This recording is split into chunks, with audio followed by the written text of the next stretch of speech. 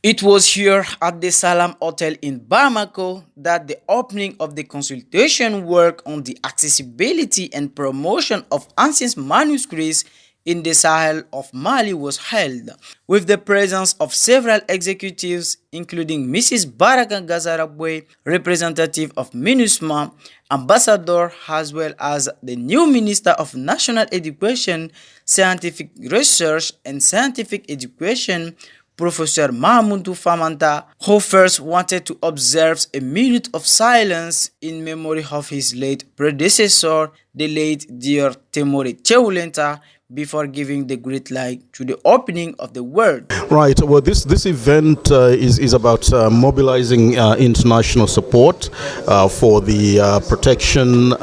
accessibility, and promotion of ancient manuscripts, not only in Mali but also in the Sahel. It's part of a strategy that we are developing for Africa as a continent, and we are using Mali and the Sahel as a pilot in order to escalate this particular project to the rest of the continent. The idea there is to look at what has been happening in Mali in terms of the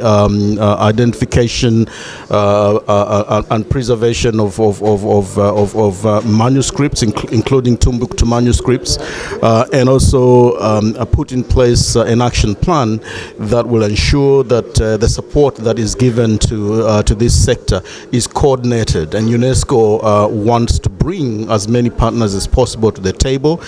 so that we can map out a strategy for taking this forward. We are not just interested in preserving through digitization. We also want to make sure that people, not only here in the Sahel but elsewhere, also can access these manuscripts for research, for pure enjoyment, and so on and so forth. It is important also to involve young people, particularly through social media, and so this is the whole big question of how we can ensure that the ancient manuscripts are alive again, and they begin to speak to people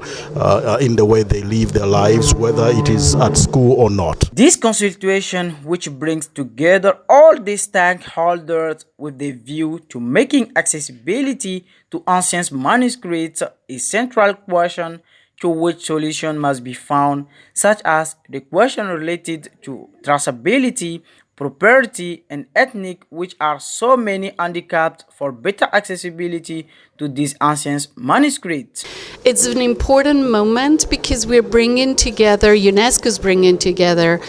different stakeholders to discuss the situation of manuscripts and what are the next steps to be taken. It is important to remember we had and we convened this important conference, CIMA, in 2015,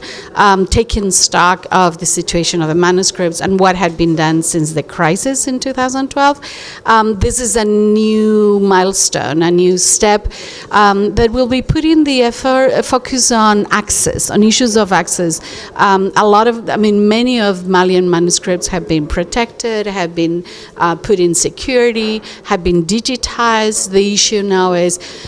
the knowledge and the content of those manuscripts and who has access to them. And I think this is a natural moment for UNESCO to bring everybody around the table, owners, responsibles from public institutions, families, researchers, to discuss how to improve access to these incredible, amazing documentary